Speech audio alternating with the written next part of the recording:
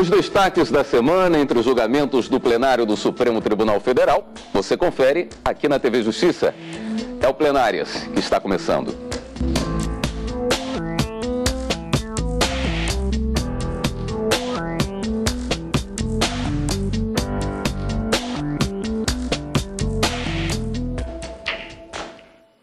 Sessões dos dias 17 e 18 de maio de 2017.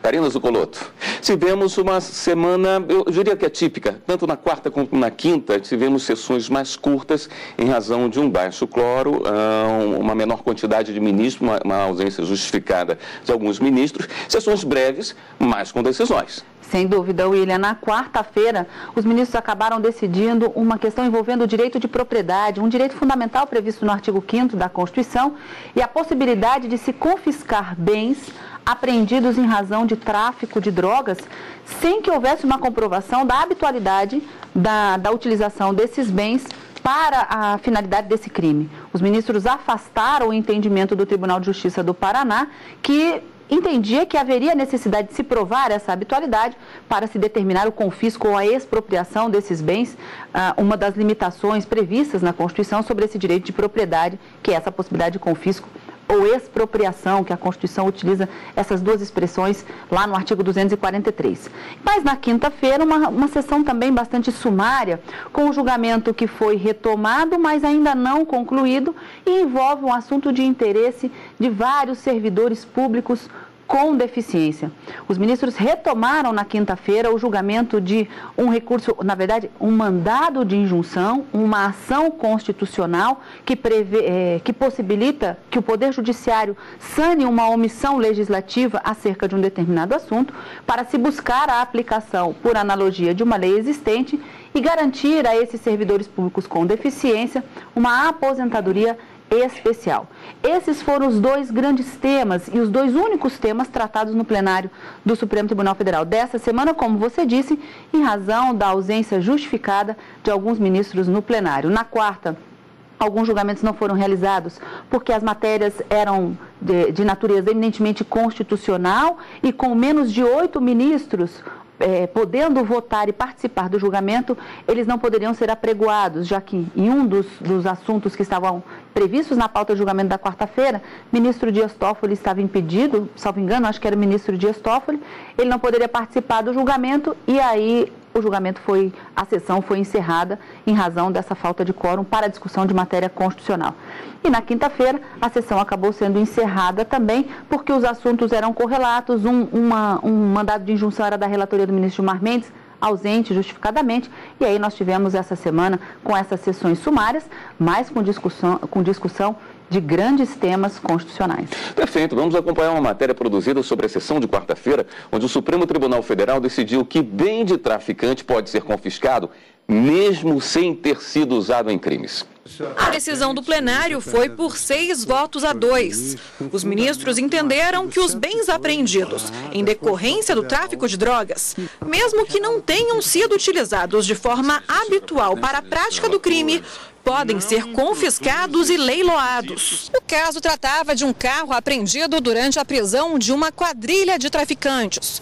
O grupo foi condenado a 5 anos de prisão e a sentença determinou a perda do veículo.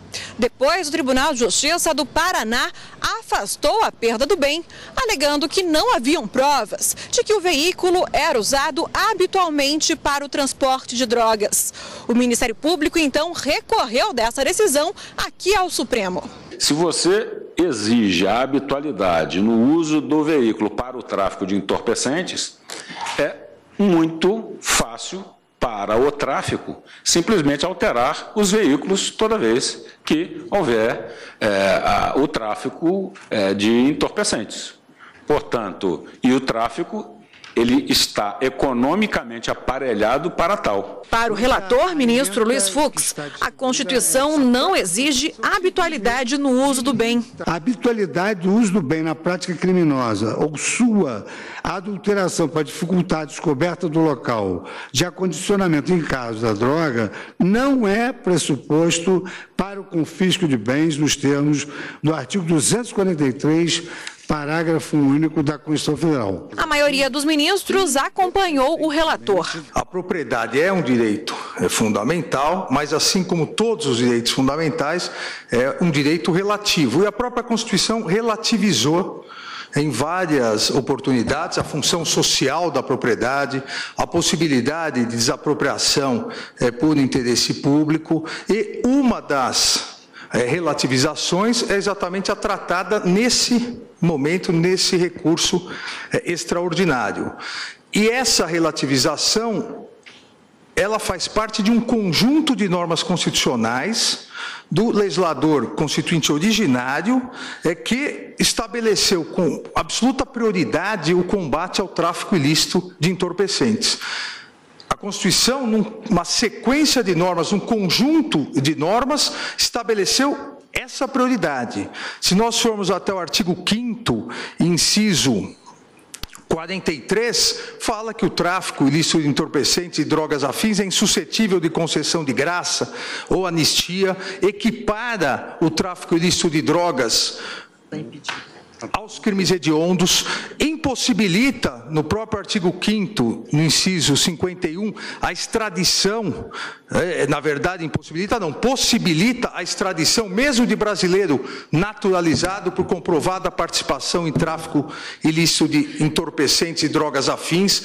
E dentro desse conjunto priorizado pelo legislador constituinte, nós temos o artigo 243, que depois sofreu alteração pela emenda constitucional 81, mas temos o artigo 243, que prevê essa relativização em apoio a algo que foi prioritário pelo legislador nacional constituinte, o combate ao tráfico ilícito de entorpecentes, exatamente a possibilidade de todo e qualquer bem de valor econômico apreendido em decorrência do tráfico ilícito de entorpecentes e afins poder ser confiscado. A decisão recorrida está lançada na linha prevalecente no STJ, mas, a meu juízo, como restou muitíssimo bem evidenciada, ela cria um requisito estranho ao texto constitucional,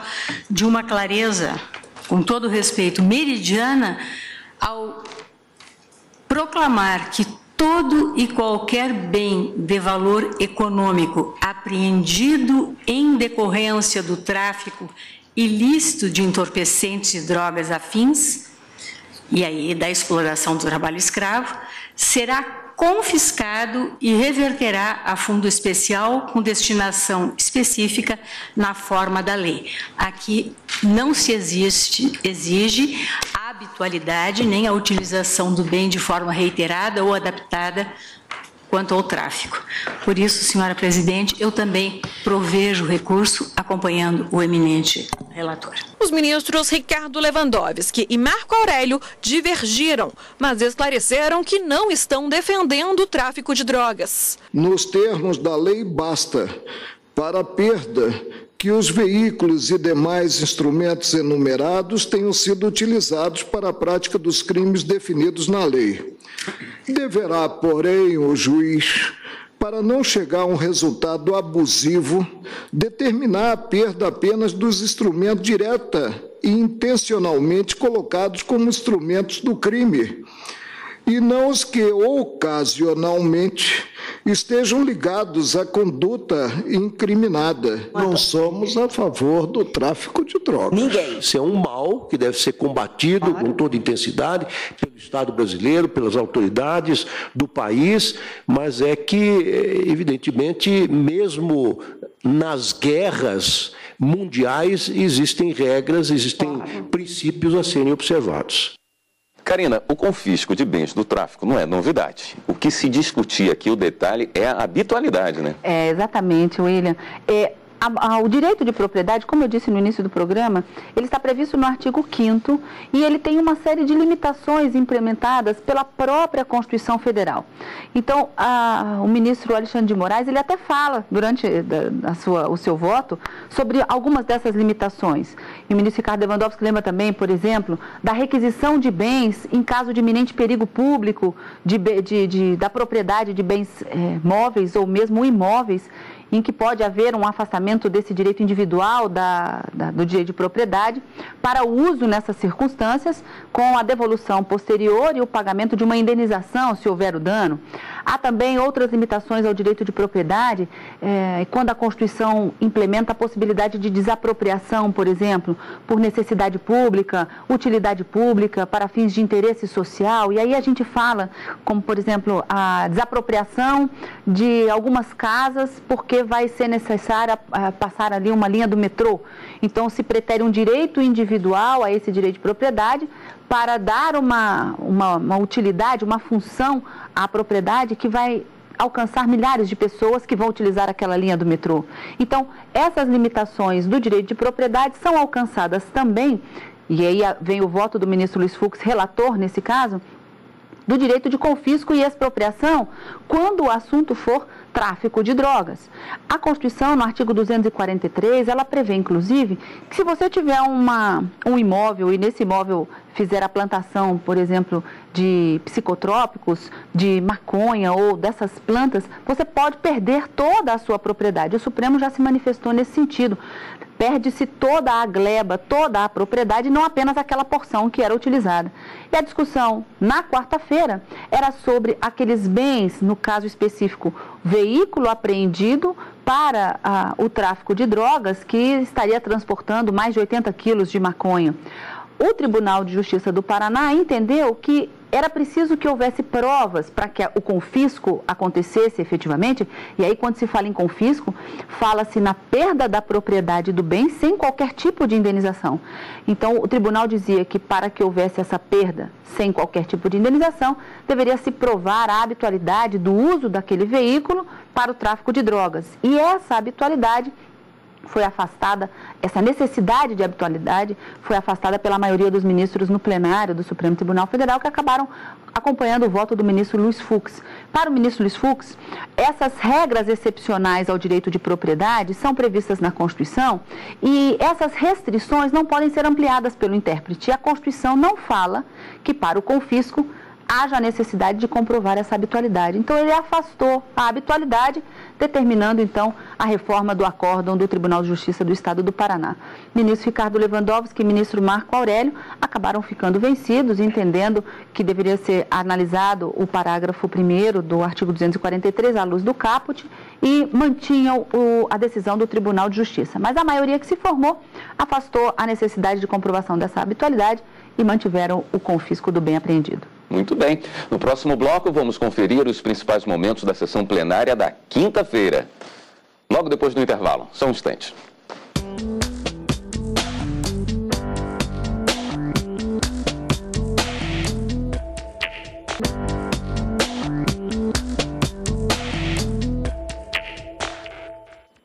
Estamos de volta com plenárias, agora com os destaques da sessão plenária desta quinta-feira no Supremo Tribunal Federal.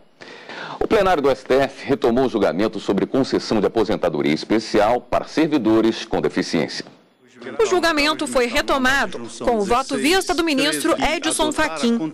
Os ministros estão analisando um recurso em que a União pede que a Lei Complementar 142 de 2013, que regulamenta a concessão de aposentadoria de segurado com deficiência e inserido no regime geral de previdência social, seja aplicada aos servidores públicos com deficiência, inclusive para o período anterior à sua edição.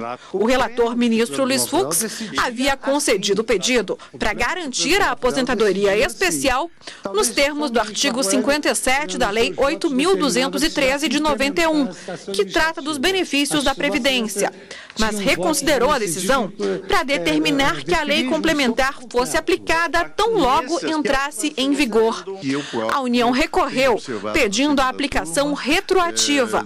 Nesta quinta-feira, o ministro Edson Fachin abriu a divergência, acatando o pedido. É uma eficácia ex tunc contida pela circunstância da ausência de legislação anterior, cuja lacuna restou suprida pelo diploma legislativo, ainda que posterior. Portanto, à falta do diploma legislativo, entendo que a edição da lei posterior pode contribuir sem que se atente, sem que haja, digamos assim, um atentado ao princípio do tempus regit acto, pode projetar os seus efeitos para comatar a lacuna anterior. E aqui, Vossa Excelência tem a outra percepção e, portanto, no meu modo de ver, e repito, entendo que a nova lei se aplica independentemente da época em que o serviço foi prestado, não se revelando coerente, nesse entendimento que peço venha para expor,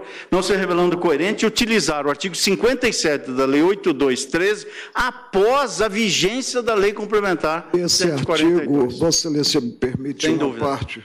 Realmente a Lei Complementar veio disciplinar a prestação de serviço pelo deficiente e a aposentadoria especial. Não há a menor dúvida.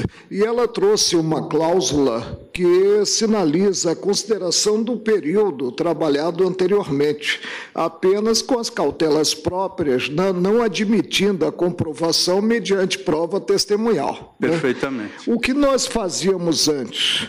Nós aplicávamos por analogia porque não o havia 57 norma. Exato, o 57 da 8.213 de 91, porque o 57 apenas versa a problemática do trabalho sob condições nocivas à saúde. Ora, se veio uma lei específica para a matéria, meu entendimento é no mesmo sentido por isso. Essa lei como entendeu, ministro Fux? Porque pelo ministro Luiz acho que o que o ministro Marco Aurélio enfatiza, que o ministro Edson Fachin tinha dito, era exatamente, nem é um efeito retroperante da lei. Na verdade, agora eu preciso saber o que eu aplico como... Antes era por analogia, agora eu tenho a norma. Logo, eu aplico a norma que existe. Até o momento, a maioria dos ministros acompanhou a divergência aberta pelo ministro Edson Fachin. Essa solução proposta pelo ministro Fachin e depois reformulada e aceita pelo ministro Fux, ela vai ao encontro da própria finalidade do mandado de injunção. Ou seja, o mandado de injunção, a criação toda dele é para combater a inércia legislativa e o que nós chamamos, né, de síndrome de inefetividade das normas constitucionais, ou seja, para que se dê efetividade às normas constitucionais. No momento em que o legislador sai da sua inércia e edita a norma, dessa forma, o mandado de injunção, ele atingiu o seu objetivo. Consequentemente, deve ser, a meu ver, como aqui decidido, substituído pela legislação editada. E uma segunda complementação, a própria lei, a nova lei do mandado de injunção, a 13.300, de 2016, do qual um dos grandes artífices foi o saudoso ministro Theory, a lei coloca no artigo 11, 13.300, que a norma regulamentadora superveniente produzirá efeitos ex nunc, ou seja, para frente, somente em relação aos beneficiados por decisão transitada em julgado. Ou seja, vindo também ao encontro da ideia de que o mandado de injunção, ou aquela interpretação que se deu, ela guarda a edição da lei. O advento da Lei Complementar 142 de 2013 aplicava por analogia, como muito bem ressaltou o ministro Marco Aurélio, o artigo 57 da Lei 8213 de 91. Mas com a superveniência desta Lei Complementar 142, não há mais lacuna a ser comatada. Portanto, nada mais justo, nada mais correto, inclusive porque beneficia o deficiente, que se retroaja às disposições desta lei complementar para que, enfim, esses efeitos atinjam aqueles que impetraram o mandado de injunção. Nós estávamos aplicando o critério analógico com base em algo que se aproximava, dizia respeito a servidores, mas não a esta aposentadoria especial. Lembro que na discussão do caso, que é muito específico, relatado pelo ministro Dias Toffoli, em que se tem expressamente a questão da aplicação às situações anteriores, ordem concedida para viabilizar que tenha seu pedido, e aí se diz, impossibilidade da aplicação analógica do artigo 57 da Lei 8.203 nos períodos de prestação de serviço anteriores à vigência da lei complementar. É que sobreveio uma lei que trata do tema. Então, esta a dificuldade com que se defronta o aplicador da lei no caso. O ministro Luiz Fux, que havia reajustado seu voto para acompanhar o entendimento do ministro Edson Fachin, pediu vista regimental, que acabou suspendendo o julgamento da ação. Karina, quinta-feira nós tivemos uma sessão curta, como nós já falamos no início do programa, com julgamento que não foi concluído. Foi retomado o julgamento do mandado de injunção, e eu queria que você explicasse um pouquinho para a gente que tipo de ação é essa, para que serve. Esse mandado de injunção é uma inovação trazida pela Constituição de 88. Nas outras Constituições não existia esse tipo de ação mandamental. Ele é considerado um remédio constitucional que busca suprir uma lacuna do Poder Legislativo, uma lacuna da lei, em razão da inércia do Poder Legislativo. Deixa eu explicar o que isso significa. A Constituição prevê alguns direitos fundamentais e prerrogativas que envolvem cidadania, nacionalidade, soberania, e muitas vezes trata-se de uma norma de eficácia limitada, que para que esse direito seja exercitado, é preciso que uma lei regulamente para que haja a efetivação, a concretização daquele direito fundamental previsto na Constituição. E quando essa lei regulamentar ela não existe, como eu disse, em razão da inércia do Poder Legislativo, o mandado de injunção é a ação constitucional prevista para se buscar no Judiciário uma solução para esse direito ser efetivado.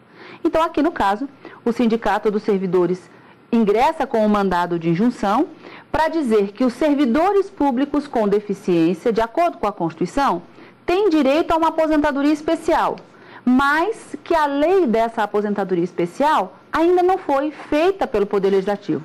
Existe, portanto, uma lacuna na lei, uma omissão, uma inércia do Legislativo ou da autoridade competente para fazê-lo. E busca aqui no Poder Judiciário uma solução para que esses servidores públicos com deficiência tenham um prazo contado de forma diferente, a menor, para que eles possam se aposentar. Isso é que se trata essa aposentadoria especial. Você foge do regime geral, em que a maior parte das pessoas estão incluídas dentro dos requisitos previstos na lei para se aposentar, para se criar uma aposentadoria especial para esses servidores.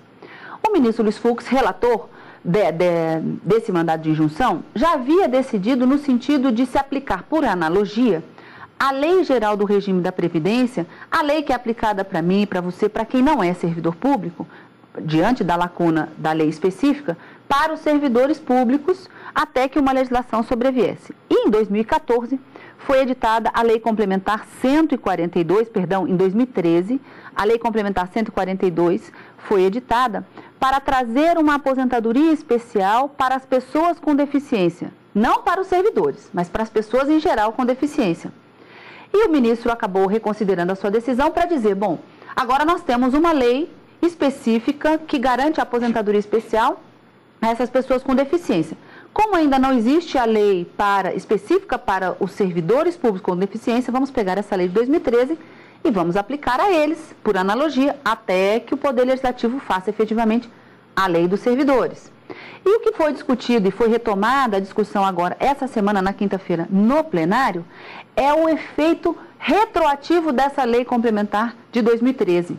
Então, o Supremo, até agora, entende que é possível, sim, aplicar por analogia essa lei, 142, mas a discussão que fez interromper mais uma vez o julgamento foi a partir do voto do ministro Edson Fachin, com quem acabou sendo retomado o julgamento desse agravo regimental, nesse mandado de injunção na quinta-feira, em que o ministro entende que é possível aplicar por analogia essa lei, concordando até aí com o relator, ministro Luiz Fux, mas aplicando de forma retroativa aos demais cargos em razão dessa omissão legislativa. E o ministro Luiz Fux, relator, diante dessa ponderação, que acabou sendo seguida por alguns ministros que estavam presentes na corte, seguindo esse mesmo entendimento do ministro Edson Fachin, ele preferiu suspender, pedir a suspensão do julgamento para melhor analisar a questão e trazer esse assunto, mais uma vez, ao plenário do Supremo para uma decisão definitiva. Então, a grande discussão na quinta-feira, foi essa aposentadoria especial para os servidores públicos com deficiência e a aplicação, por analogia, da Lei Complementar 142 de 2013, que trata justamente desse assunto, não especificamente para servidores, mas que poderá ser aplicada para os servidores públicos, afastando essa omissão legislativa, portanto, que está prevista e que as autoridades não trabalharam ainda e não fizeram essa legislação para que os direitos desses servidores sejam garantidos e efetivados nos termos da Constituição. Ok, Karina. Bom, o Plenárias de hoje vai ficando por aqui. A gente se encontra na segunda-feira, Jornal da Justiça, segunda edição, às 18h30. E você, Karina, volta com Carlos Eduardo na quarta-feira, na sessão. Na quarta e na quinta, direto do plenário, a partir das 14 horas. E no Plenárias, na semana que vem, eu e você de novo. Estamos juntos. Muito obrigado pela sua audiência e continue aqui na TV Justiça.